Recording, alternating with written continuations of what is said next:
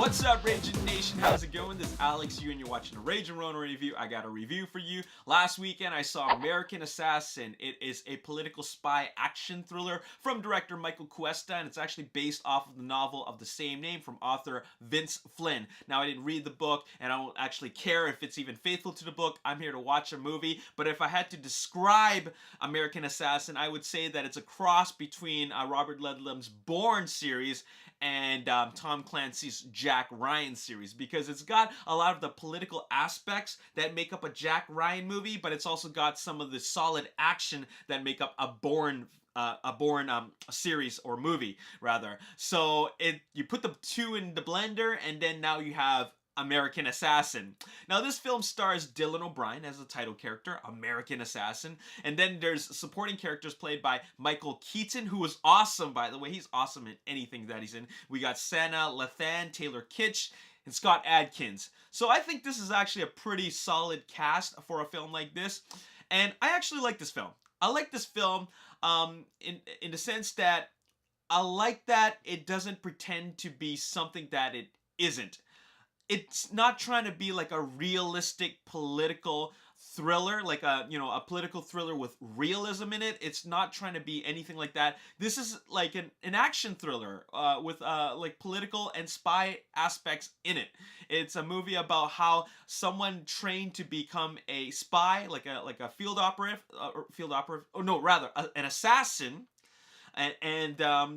and then he wants to take out the bad guys, and that's all it is. And Dylan O'Brien actually does a good job in playing this type of character, because he's very, very determined. Once the movie starts, it sucks you right into his motives and why he's the way he is. And he doesn't really need to be a charismatic character or anything like that. He just needs to play a cold-hearted, determined killer, and he nailed that role completely. So I actually think that he does a good job with the role. Great performance, and very, very solid. As for the rest of the film, I actually like the direction from Michael Cuesta. I like the fact that he takes us right into the movie, and he sucks us right in, and it's just completely engaging, because it starts off with a bang, and then it develops from that point on, and then it ends with a bang, and then it just there's a lot of like developments in between the beginning bang and the end bang. A lot of interesting developments, and I actually like this movie. I like the fact that this character is actually very engaging, in the sense that we actually understand his determination, we understand his motives, and it's carried along with a really great supporting cast. So really, really awesome. Now, this film, I don't think is great. It's good, but it's not great. The reason why it's not great is because it's formulaic. It's something that we've seen before many times. A lot of the developments that happen in this movie, and a lot of the aspects about the character and the supporting characters is very, very cliche. It's stuff that we've seen before. Not a whole lot of new story elements that are being introduced.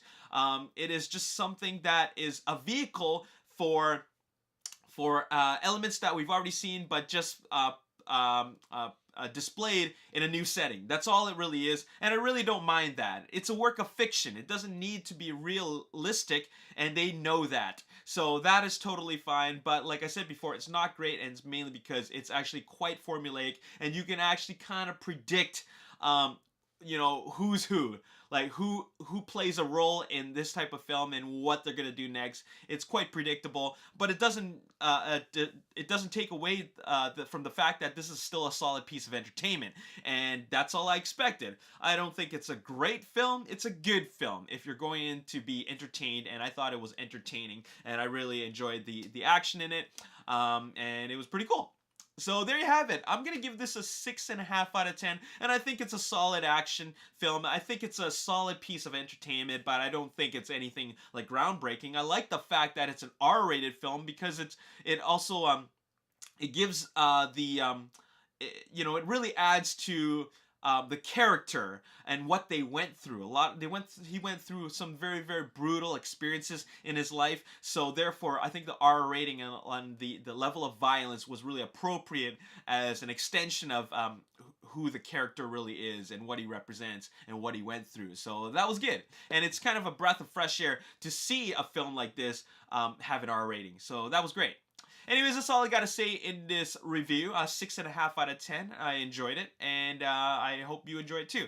As always, if you enjoyed this review and you want to see more, hit the like button, subscribe to the YouTube channel, like me on Facebook, The Ragin Nation. Also follow me on Twitter, Ragin Nation. My name's Alex. Thanks for watching. I'll see you next time. Peace. The character that Wu Jing plays, and he's essentially a one-man army, and the Wolf Warrior is a product of the Chinese military, but he can